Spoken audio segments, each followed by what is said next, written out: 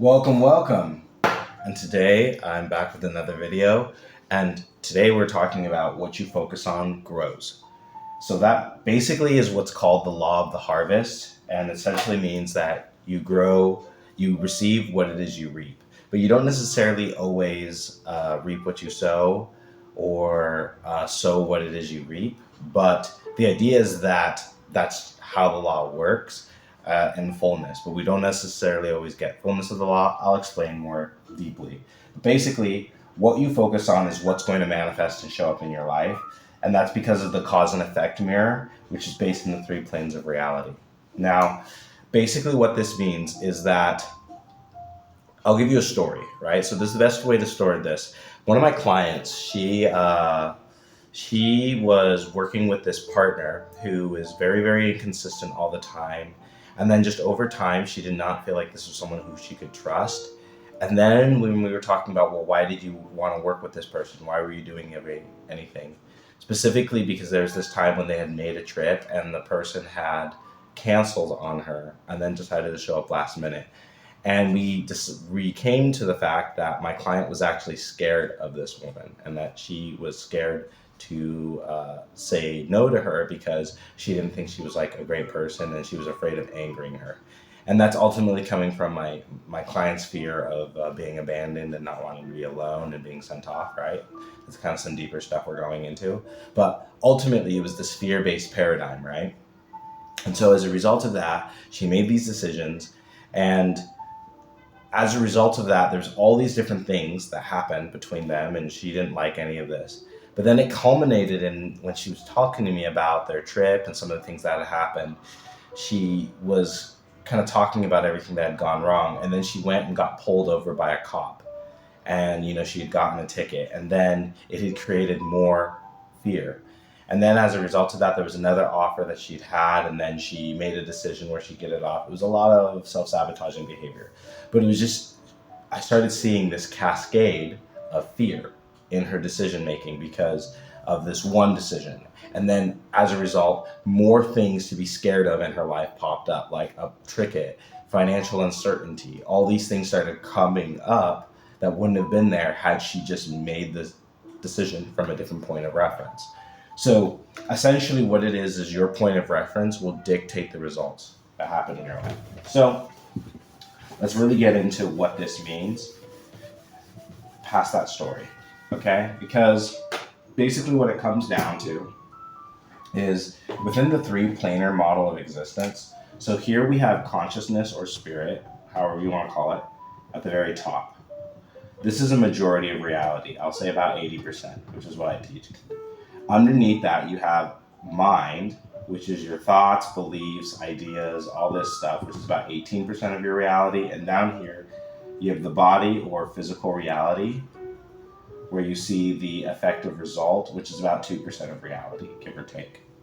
Now, most of the time when people look, the result, so for instance, my client, she was here in fear, right? That was her emotional frequency. She was based in fear. So she was getting ideas. So everything that came to her mind was like, I should be afraid of this woman.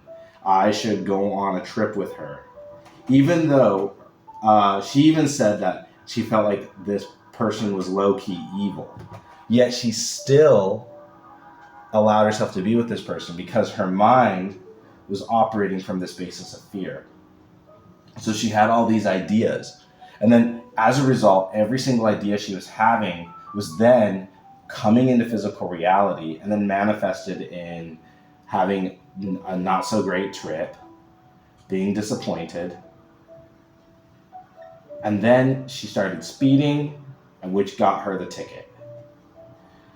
Which of course put more financial pressure on her because that's what she was afraid of. So because she was operating from this fear, and she never handled that fear, it cascaded into her mind and her ideas, and then ultimately led to a result where there was financial uncertainty, right? And this basic manifestation loop is cause and effect. Now, most people will say, oh, well, the issue was that she was speeding here. But the reason she was speeding is because she was dysregulated emotionally up here. And So many times when we're trying to correct or figure out our behaviors, we're always a lot of times people are dealing with this realm of effect. Remember, that's 2% of the reality. That's the result. That's like trying to change an image in the mirror by touching it and trying to change and adjust the mirror. Whereas if you simply want to change what the mirror is telling you, you have to change the consciousness, the image, the original image. And that is what was going on here. And that's one of the things like we always advise, most fundamentally, is like change that image. And so one of the first exercises I do when we start working together is I always make sure that people are able to identify what are you feeling emotionally. That's the very first thing you need to be able to identify very fast. What am I feeling emotionally? Because if you don't understand where your state is emotionally, you don't understand the basic stance of operation you are making decisions from, where your ideas are coming from, and then therefore what is dictating your results in your reality. And oftentimes when we're very fractal and dysregulated, we see that the results are going to be all over the place, right? And so the idea is that once we are able to identify what we are feeling emotionally, then the idea is healing and becoming whole, which is more integrated, where we're able to stabilize in our what we create, what we manifest, right? And so this is basic principle is about cause versus effect. And if you want to handle and get a handle on the cause, you need to be able to identify what it is you're feeling emotionally. That's the first thing. And you need to ask yourself that whenever things are going south, whenever you're struggling with money, whenever you're thinking about your relationships, ask yourself, what am I feeling about this? What is the emotion I'm feeling? Now, the reason these emotions are important, if you guys go to the Hawkins scale, the Hawkins scale then teaches us where we can start making progress in our emotional journey as we become more mindful of what it is we're going through. Here, let me erase this as it gets yucky. But while I'm doing this, by the way, if you are a creator, specifically authors who I'm working with now as I'm launching my school group for authors and helping them build their businesses out and working on my own writing journey, check it out as I'll be releasing content very shortly with a project app that I've created to help facilitate the business and the writing of releasing authors and being a best-selling author. Anyway, so it's super smooth, but would love you guys to come check out that journey, check out more videos, subscribe and like if you're liking these kind of videos on life mechanics, so we can learn more about how to apply this in living a value-aligned life, creating value-aligned businesses, and building a life of authentic impact and sustainable freedom. So anyway, hit the link down below if you're interested to apply for my one-on-one waitlist, if you want to work together. Or check out the school group down below where, if you're an author, you can check out my course to learn all about how to write a book based in concert with life mechanics. Back to the video. The ultimate thing you need to understand is this. Your emotions are going to dictate the reality you occupy. And what that means is, so down here we have the Hawkins scale. Beneath here, this is the courage line. Above courage is things like enlightenment, peace, joy. Then in the middle you have things like acceptance, willingness, etc., hope. These are the emotions.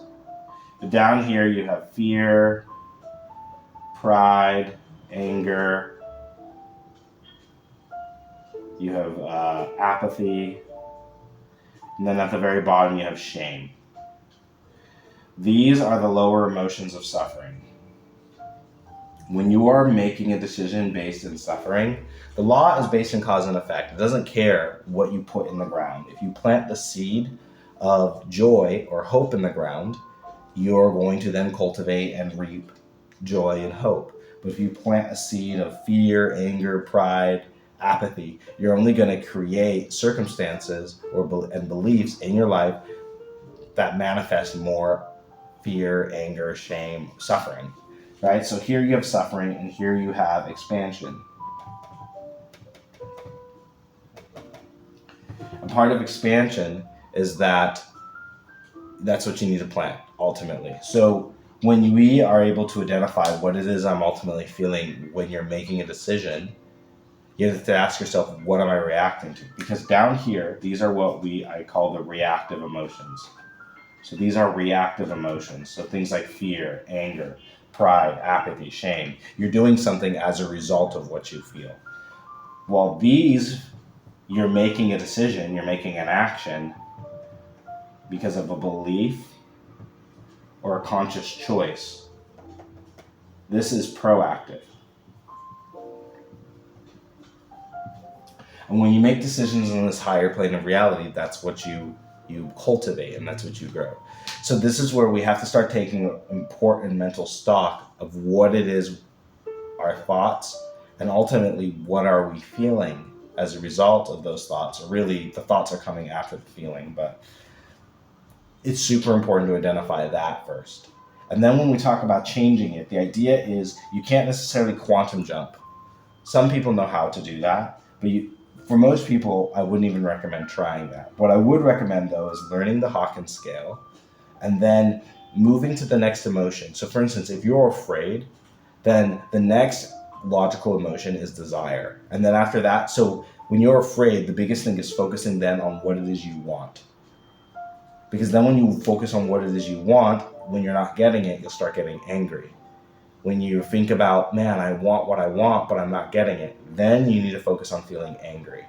Then have enough pride to feel like, oh, you know what, I am worthy of what it is I want. And then eventually that pride will manifest, build it strong enough of an identity. Well, then you'll start taking courageous steps moving towards that. And that's something you can do within 5 minutes of just being able to identify what it is you're feeling and then move into that place of courage. And then when you're taking that courageous action, that is when you start having this sort of mobility towards your life, towards your dreams that you want.